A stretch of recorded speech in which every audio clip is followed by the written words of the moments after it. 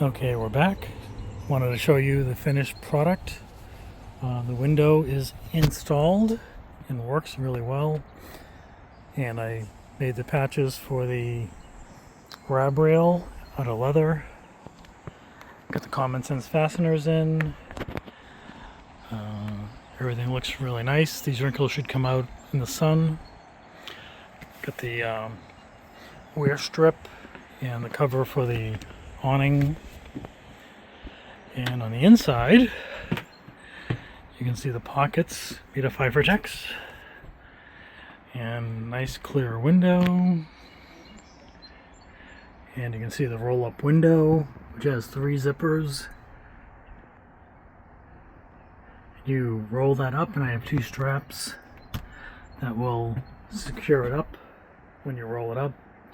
So this pretty much is what the old one looked like, except some upgrades with vinyl up here, and the Fibertex pockets. But other than that, it's almost identical, and it came out great. So this just shows you that an amateur can make a nice custom fit Dodger.